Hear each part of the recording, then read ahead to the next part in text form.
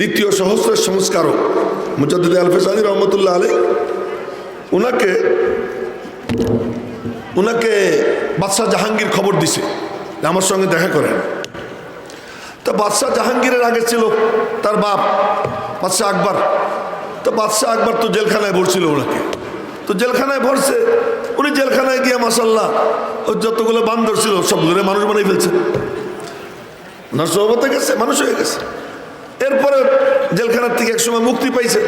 জাহাঙ্গীর ক্ষমতায় আইসা সবারই টার্গেট থাকে মৌলভী, ওই শুটের বুটের টার্গেট থাকে না, টার্গেট থাকে মৌলভী। সব শোনে, সবাই কথা শোনে, কিন্তু মৌলভীরা শোনে না। এরা কোনো সময় মাথা নত করে না। কেন? যার সিনায় কোরআন আল্লাহ পাক তাকে সবসময় গায়রাতমন্দ বানায়, আত্মমর্যাদা বোধ সম্পন্ন বানায়। সে মাথা নত করে না, সে শেষ রাত্রে মালিকের কদমে সিজদা দেয়, দুই হাত পাইতা মালিকের কাছে ভিক্ষা চায়, যা কান্নাকাটি করার মালিকের কাছে করে, আর কারো কাছে গিয়ে কান্নাকাটি করে না। এই স্বভাব যার হয়ে যায় সে মাথা নত করে না। মুজাদ্দিদ আল ফেসানি রহমতুল্লাহ আলাই বললেন, জাহাঙ্গীর আমারে খবর দিছে। কাহা আচ্ছা, তাই যাই দেখা করতে গেছেন। গিয়ে দেখেন জাহাঙ্গীর বসছে এমনভাবে, দুই পা তার যেখানে গেট করছে নিচা, ঢুকতে গেলে ওনার মাথা, ওনার কপাল জাহাঙ্গীরের পায়ে লাগে। তামাশা দেখে জাহাঙ্গীরের পায়ে লাগে। তো জাহাঙ্গীরের এই চিত্র দেখে হয়তো মুজাদ্দিদ আল ফেসানি বসে পড়ছে, বসে দুই ঠ্যাং আগে ঢুকে দিয়েছে, আগে দুই পা ঢুকেছে, দুই পা ঢুকাইয়া পাশা ঘষে ভিতরে ঢুকছে। মাথা নিচা করেন নাই, মাথা নিচা করেন নাই। বাদশাহ জাহাঙ্গীর বলে, এত বড় বেয়াদব, এই জল্লাদ এদিকে আয়। জল্লাদে ডাক দিছে, কল্লা উড়াই দে। তো বাদশাহ জাহাঙ্গীরের প্রধানমন্ত্রী ছিল নিজামুল মুলক, সামনে দাঁড়িয়ে গেছে। বাদশাহ, আপনি ওনারে চেনেন নাই, আপনি ওনারে চেনেন নাই। যদি ওনাকে হত্যা করেন এখনই আপনার রাজত্ব শেষ হয়ে যাবে। কি করবো? বন্দি করেন। বন্দি করছে। বন্দি করার পরে, হুজুর মাফ করে দিয়েন যে কথা এখন বলবো। বন্দি করার পরে 3 প্রদেশের 3 গভর্নর বাদশাহ জাহাঙ্গীরের বিরুদ্ধে যুদ্ধ ঘোষণা করছে, এবং তারা সৈন্য সামন্ত নিয়ে নেমে আসছে। বাদশাহ জাহাঙ্গীরের নবরত্নের প্রধানমন্ত্রী মুজাদ্দিদ আল ফেসানির মুরিদ খলিফা, 3 প্রদেশের 3 গভর্নর মুজাদ্দিদ আল ফেসানির খলিফা। আজকে আমরা ইসলামী হুকুমত কায়েম করতে চাই, সামরিক একজন অফিসার নাই, কোনো একজন সচিব নাই, কোনো একজন আমলা আমার নাই, কোনোখানে লোক বানাইতে পারে নাই, কোনো বিশ্ববিদ্যালয়ের কোনো ভিসি আমার মুরিদ না, কোনো একজন অধ্যাপক আমার মুরিদ না, যারা লেখালেখি করে আইন পাস করে তারা কেউ আমার মুরিদ না, আমার কাছে আসে না। আমি এখান থেকে কিছু লোক পাইয়া ইসলামী হুকুমত কায়েম করে ফেলাই, এত সোজা না। আগে কাজ তো করতে হবে, লোক তো তৈরি করতে হবে। 3 প্রদেশের 3 গভর্নর তারা মাঠে নামছে। মাঠে নাইমা জাহাঙ্গীরের বিরুদ্ধে যুদ্ধ কইরা, জাহাঙ্গীরকে প্রস্ত কইরা জাহাঙ্গীরকে গ্রেপ্তার করছে। গ্রেপ্তার করে বন্দি কইরা মুজাদ্দিদ আল ফেসানির কাছে চিঠি লিখছে, হযরত আমরা জাহাঙ্গীরকে গ্রেপ্তার করছি। উনি চিঠির অপর পাশে লিখছেন, জাহাঙ্গীরকে ছেড়ে দাও, জাহাঙ্গীরকে ছেড়ে দাও। তো ওনারা চিঠি পাইয়ে গিয়ে বলে যে বাদশাহ আপনি মুক্ত। কেন? হুজুর বলছেন আপনার মুক্তি দিতে। হুজুর হইলে এমন হুজুর হওয়া লাগে, হুজুর বলছে আপনাকে মুক্তি দিতে। উনি আমাকে মুক্তি দিতে বলছেন, যাকে আমি হত্যা করতে চাইছি? কাজে হ্যাঁ, আমারও ওনার কাছে নিয়ে চলে, নিয়ে গেছে। যাওয়ার পরে ওনার পা ধরতে গেছেন, মুজাদ্দিদ আল ফেসানি মাথা ধরে করেছেন, সোজা হও। এইটাই তো তোর সাথে আমার দ্বন্দ্ব, যে মাথা নত হবে কেবল তার সামনে যিনি সৃষ্টি করছেন, স্রষ্টা ছাড়া কারোর সামনে মাথা নত হবে না। তুই মাথা সোজা কর। হুজুর কি করতে হবে বলেন? তখন 30টা শর্ত দিয়েছেন, 30 শর্ত দিয়েছেন যে এই শর্তে দেশ চালাবি। তার মধ্যে একটা শর্ত, সমস্ত মুসলমান মেয়েদেরকে যে হিন্দুদের সঙ্গে বিয়ে দিছিস এগুলো ছাড়াই আন। আর হিন্দুদের মানে যে সমস্ত মুসলমানের কাছে হিন্দু মেয়ে বিয়ে দিছিস ওই হিন্দুগুলোর মুসলমানদের কাছ থেকে নিয়ে আয়, এবং গরু চৌরাস্তায় জবাই করবি। কম্প্রোমাইজ করে ইসলাম আসে না। যদি তোর ডাক শুনে কেউ না আসে তবে একলা চলো, একলা চলো, একলা চলো রে, আপসহীন কোনো লেজুর বৃত্তি কইরা, আপোষ কইরা তোমার কিছু আমার কিছু ইসলামে কোনো মিশেল টিশেল নাই, আপসহীন নির্ভীকভাবে সে তার কথা বলবে। মুজাদ্দিদ আল-ফেসানি বললেন, চৌরাস্তায় গরু জবাই করবে, সবাই দেখবে। আল্লাহ পাক হুকুম করছেন গরু জবাই করতে, ইন্নাল্লাহা ইয়ামুরুকুম আন তাযবাহু বাকারা। এই গরু জবাই করা এটা আল্লাহ পাকের হুকুম, গরু জবাই করবে। তুমি মিয়া সাংঘাতিক খারাপ ছেলে, তোমাকে আমি বলতেছি, তুমি এসে সামনে বসছো কেন? তুমি এক সাইডে বসতো। আমি কিন্তু এ ব্যাপারে মানে খুবই খারাপ মানুষ, কথা বুঝছো? যদি মনোযোগ দিয়ে শুনতে পারো বসো, আর তুমি উঠে চলে যাও, আমার শ্রোতার কোনো অভাব নেই খুলনায়, বুঝলা? এখনো তুমি বাদাম খাইতেছো বসে বসে, খুব বেয়াদব ছেলেটা আমি দেখতেছি। না, যদি নিজের এই বুঝতে হয়, আস্তে আমি 2-3 বার বললাম তো, বলতেছিলাম যেই হোক, আমি বলে দিছি চূড়ান্ত বলা, আর বলার দরকার নেই। তো বলতেছিলাম যে আজ আমাদের লেজুর বৃত্তি করে ইসলাম জিন্দা হবে। ইসলাম জিন্দা হবে আপসহীনতার দিয়া। আচ্ছা, আমি কোরআন শরীফ থেকে আপনাদেরকে শুনাইতেছি। আল্লাহ পাক বলেন, আলাম তারা কাইফা ফাআলা রাব্বুকা বিআসহাবিল ফিল। দেখিস নেই, দেখো নাই তুমি কেমন করে আমি আসহাবে ফিলকে ধ্বংস করলাম? কেন করলাম জানো? লিইলাফি কুরাইশ, কুরাইশদের মনোরঞ্জনের জন্য। যে কুরাইশ, তোদের দিল যত আমার দিকে ঝুঁকে, ফালইয়াবুদু রাব্ব হাযাল বাইত। এখন তো বুঝলি কেমন শক্তিশালী আমি আল্লাহ, তো তোরা কেন এদিক ওদিক যাস? নিজের হাতের বানানো মূর্তির পূজা কেন করবি? এই ঘরের যে রব, তার পূজা কর, তার ইবাদত কর। এরপরে বলতেছেন, যদি তোরা ক্ষুধার্ত ছিলি, আমি আল্লাহ তোদেরকে খাওয়াই, ক্ষুধার্তদেরকে খাওয়া, এতিমদেরকে ধাক্কা দিস না, এদেরকে ধাক্কা দিস না।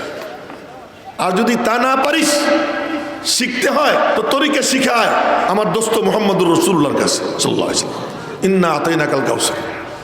এরপরে বলেন, নবীজিরে, দোস্ত শোনো, তোমার কাম কি তুমি বলে দাও, লাকুম দীনুকুম ওয়ালিয়া দীন। তোদের মাহবুদ আমার মাহবুদ এক না, তোদের রব আমার রব এক না। তোরা রবকে বিগড়ে ফেলছিস, আমার রব তোদের রব এক না। এখন এই আয়াতে পেশ করতে দীর্ঘদিন পর্যন্ত ধর্মনিরপেক্ষতা না, এটা কোনো আপোষকামিতা না, এটা আপসহীনতা। যে যদি তোর ডাক শুনে কেউ না আসে, তবে একলা চলো, একলা চলো, একলা চলো রে, কেউ না আসো, আমি আমার অবস্থানে অটল অবিচল থাকবো। এই আপসহীন যখন হয়ে যায়, আল্লাহ পাকের নুসরত মদদ, আল্লাহ পাকের নুসরত মদদ তখন তার সঙ্গী হয়। ইযা জা নাসরুল্লাহি ওয়াল ফাতহু ওয়া রাআইতান নাসা ইয়াদখুলুনা ফি দীনিল্লাহি আফওয়াজা। আজও দেখতেছি, খুব দুঃখের সাথে বলতে হয়, যে এর সাথে ওর সাথে আপোষ কইরা ইসলাম জিন্দা করবে। কেউ ইসলাম জিন্দা করবে, কেউ চায় না ইসলাম। ইহুদি খ্রিস্টানদের শিক্ষিত যারা, ওদের কেউ ইসলাম চায় না। ইসলাম চাবে কে? যে চায়, তার ওই রকম কোনো চেয়ার তার দখলে নাই। ওই সময় মুজাদ্দিদ আল-ফিসানি রহমতুল্লাহ আলাইহি জায়গায় জায়গায় লোক সেট করছে। সেট করার ফলে হয়েছেটা কি, শেষ পর্যন্ত সে মোগলদের বাদশাহ, শেষ বাদশাহ, বড় বাদশাহ যিনি, বাদশাহ আওরঙ্গজেব আলমগীর, 22,000 হাদিসের হাফেজ ছিলেন। 22,000 হাদিসের হাফেজ ছিলেন, একজন আল্লাহর ওলি ছিলেন। এই হয়েছে কিসের বরকতে? ওই মুজাদ্দিদ আল-ফিসানি রহমতুল্লাহ আলাইহির ওই মেহনত ফল দিছে। এক পর্যায়ে আইসা এই উপমহাদেশ মাদ্রাসায় ভরে গেছে, মাদ্রাসায় ভরে গেছে, কোরআনী তালিমে ভরে গেছে। একমাত্র শিক্ষা ব্যবস্থা এই কোরআনী শিক্ষা ব্যবস্থা, এটাই ছিল শিক্ষা ব্যবস্থা। এরপরে ইংরেজরা এই দেশে এসে তারা কি করছে, তাদের কাম হলো যে সবাই যেন আমাদের বশ্যতা স্বীকার করে। দেখে যে হিন্দুরাও মানে, খ্রিস্টান ও বৌদ্ধরাও মানে, অন্য অন্য শিখরাও মানে না তো মুসলমানরা মানে না। মুসলমানরা কেন মানে না? কারণটা কি? সমস্ত গোয়েন্দা বাহিনী মাঠে নামাইছে, মাঠে নামাইয়া তদন্ত করে দেখে যে মুসলমানদের মধ্যে একটা জিনিস আছে, কি? কোরআন। কোরআন এর তালিম দেয় কোথায়? মাদ্রাসায়। তাহলে মাদ্রাসায় কোরআনের তালিম দেয়, তো এক কাম করো, মাদ্রাসা শেষ করে দাও। কোনো স্কুল ভাঙ্গে নাই, কোনো কলেজ ভাঙ্গে নাই, কোনো বিশ্ববিদ্যালয় ভাঙ্গে নাই। 80,000 মাদ্রাসা ভাঙ্গে মাটির সাথে গুড়াই দিছে। 80,000 মাদ্রাসা গুড়াইছে। মাদ্রাসা তো আর ভবনের নাম না, মাদ্রাসা উস্তাদ ছাত্রের নাম। যখন মাদ্রাসা ভেঙে দিছে, এক এক হুজুর এক একখানে বসে গেছে। কেউ মসজিদে বসছে, কেউ ঘরে বসছে, কেউ গাছতলায় বসছে। যে যেখানে বসছে, পঙ্গপালের মতো ছাত্র গিয়ে তার পাশে জমছে। মাদ্রাসা ভাঙছে একটা, কায়েম হয়ে গেছে 10টা। এরপরে দেখে যে আরে মাদ্রাসা ভেঙে তো লাভ নেই। মাদ্রাসায় কি পড়ায়? কোরআন শরীফ পড়ায়। তো কোরআন শরীফ পড়াও। কোরআন শরীফ পড়াইছে, লক্ষ লক্ষ জিল কোরআন শরীফ পড়াইছে। লক্ষ লক্ষ জিল কোরআন শরীফ পানির মধ্যে ফেলাই দিছে। তখন তো অ্যাভেলেবেল কম্পিউটার ছিল না, ছাপাখানা ছিল না। এই লক্ষ লক্ষ জিল কোরআন শরীফ ফেলানোর পরেও দেখে যে কোরআন তো বিদায় নেয় না। করো নাকি? খোঁজ নিয়ে দেখে এক একখানে এক এক হাফেজে কোরআন দাঁড়াই গেছে, তেলাওয়াত করতেছে। যারা লিখতে পারে লেখে। কোনো মসজিদে 50 কপি, কোনো মসজিদে 100 কপি, কোনো জায়গা 150 কপি, এরকম হাতে লেখা কোরআনে কারিম তৈরি হইতেছে। কেন? বলে ওই মুসলমানদের বাচ্চা বাচ্চিদের সিনায় কোরআনে কারিম আল্লাহ তাআলা সংরক্ষণ করে রেখে দিয়েছে। তোমরা কাগজের পাতা পোড়াইতে পারো, তোমরা কোরআন শরীফের কাগজ এটাকে সমুদ্রে ফেলতে পারো, কিন্তু এইটা কেমনে ফেলবা? নবীজি বলেন, আমার আল্লাহ আমাকে এমন কিতাব দিছেন, লা ইয়াগসিলুহুল মা, যেটা পানিতে ধুইতে পারে না, ইয়াকরাউহু নাইমান ওয়া ইয়াকজান, এইটা আমার উম্মত পড়বে ঘুমাইয়া ঘুমাইয়া, জায়গা জায়গা। এই পড়া শুরু করে রাত্র 4:30 থেকে শুরু করে, আর একেবারে রাত 9টা 9:30 পর্যন্ত এই যে চলতে থাকে।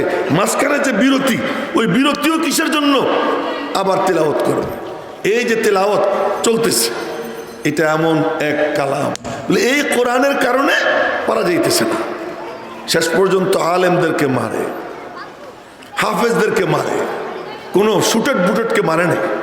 ইতিহাস দেখে না, কোনো শুটেড বুটেডকে মারে নাই। ইংরেজদের 5টা গোলাম যারা, ওদেরকে মারে নাই। আজও মূল টার্গেট কে? মৌলবী। মৌলবী কি করে? মৌলবী মাদ্রাসায় পড়ায়। আলিফ খালি বান নিচে 1 নুক্তা, তার উপরে 2 নুক্তা, সার উপরে 3 নুক্তা। 1 নম্বর মাখরাজ হলকের শুরু হইতে হামজা হা, 2 নম্বর মাখরাজ হলকের মাঝখান হইতে আইন হা, 3 নম্বর মাখরাজ হলকের শেষ হইতে গাইন খা। মাদ্রাসায় কি পড়ায়? মাদ্রাসায় ঢোকার সঙ্গে সঙ্গে বাচ্চারে বলো রব্বি ইয়াসসির, ও রব তুমি সহজ করে দাও। ওয়ালা তুআসসির, ও রব্বে করিম তুমি কঠিন করো না। ওয়াতাম্মিম বিল খাইর, মালিক তুমি পরিপূর্ণভাবে তোমার কালাম আমার সিনার মধ্যে ভরে দাও। রব্বি জিদনি ইলমা, হে রব্বে করিম তুমি আমার ইলম বাড়াইয়া দাও। রব্বি রব্বি রব্বি রব্বি, আল্লাহ পাকের নাম নেয়। আল্লাহ পাকের নাম নিয়ে শুরু করে আউযু বিল্লাহি মিনাশ শাইতানির রাজীম, বিসমিল্লাহির রহমানির রহিম। আউযু বিল্লাহ বিসমিল্লাহ পড়ে মালিকের কালামের তেলাওয়াত শুরু করে, রব্বে করিমের সাথে সম্পর্ক হয়। তো মাদ্রাসায় কি করে? বলে মাদ্রাসায় ট্রেনিং হয়। কি ট্রেনিং হয়? কোরআনে কারীমের সহি তালিম হয়। এই তালিম যার সিনার মধ্যে আইসে যায়, মালিকের সঙ্গে তার কানেকশন হয়ে যায়। সারা দুনিয়া ওকে নত করতে পারে না, ওর মাথা নোয়াইতে পারে না, ও মাথা সোজাই রাখে। কেন সোজা রাখে? মালিকের সঙ্গে কানেকশন হয়ে যায়। জীবন দিলে দিব, কিন্তু ঈমান দিব না। জীবন দিলে দিব, মাথা নোয়াবো না। এমন এক জজবা আল্লাহ তাআলা তাদের মধ্যে পয়দা করে। এই জন্য দারুল উলুম দেওবন্দ প্রতিষ্ঠিত হয়েছে মুজাহিদ করার ফ্যাক্টরি। মুজাহিদ করার ফ্যাক্টরি। আলেমদেরকে মারা শুরু করে। কেমনে মারছে জানেন?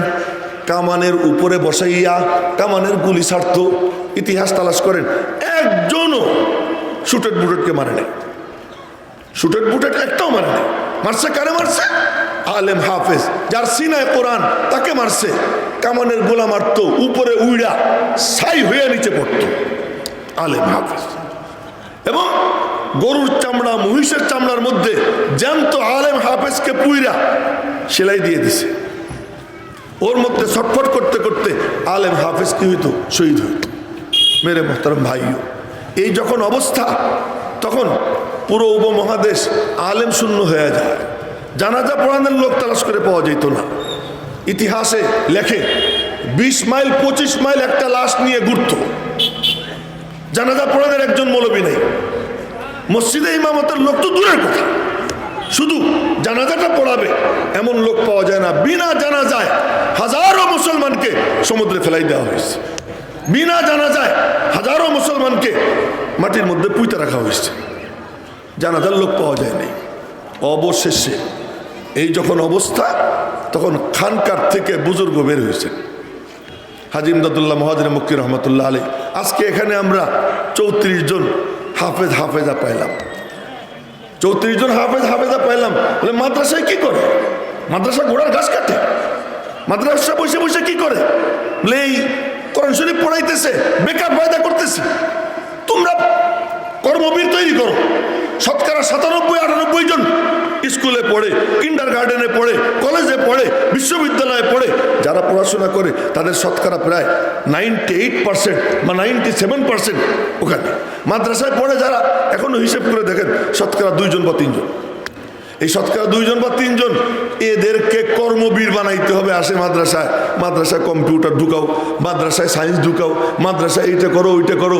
মাদ্রাসা নিয়ে কি মহা দুশ্চিন্তা ওনাদের, সুবহানাল্লাহ। তোমার কে মানা করছিল মাদ্রাসার হুজুরে নিয়ে তুমি সরকারি মসজিদে ইমাম বানাইতে পারো না? না, দিবে না। কারে দিবে? ওই একটা সার্টিফিকেট জাল কইরা কায়দা কইরা কোনো রকম কি সার্টিফিকেট দেখাইলে তারে দিয়ে দেয়। একজন হক্কানি আলেমকে নিয়ে দিবে কোনো মসজিদে, গিয়ে দেখেন মসজিদগুলো সব দখল করে রাখছে কারা? ওই সার্টিফিকেটধারীরা দখল করে রাখছে। কিন্তু হক্কানি আলেম হক তালিম দিবে। আজকে অনেক মেজর জেনারেল, অনেক লেফটেন্যান্ট কর্নেল তারা দিনদার হয়ে যেত যদি ওই সমস্ত মসজিদে এই দেওবন্দি আলেমরা ঢুকতে পারত, কিন্তু দেয় না। তখন ওই খানকার থেকে হাজী ইমদাদুল্লাহ মহাজির মক্কি রহমতুল্লাহ আলী বের হয়েছেন, হযরত রশিদ আহমদ গঙ্গুই বের হয়েছেন, হযরত কাসেম নানুতুবি বের হয়েছেন, হাফেজ জামিন শহীদ বের হয়েছেন। এই বুজুর্গরা আলেম উলামাদেরকে নিয়ে পাক রক্ত, তাজা রক্ত, বুকের তাজা রক্ত তারা ঢালছেন। যার সামর্থ্য ছিল রক্ত ঢাইলা ময়দান লাল করছে। তখন ওই ময়দান লাল হয়েছে, ওই রক্ত আল্লাহর কাছে খুব কবুল হয়েছে। যেমন নবীজির দাঁত 2টা আল্লাহ কবুল করছেন। বলে পবিত্র দিন জিন্দার জন্য তোমার পবিত্র রক্ত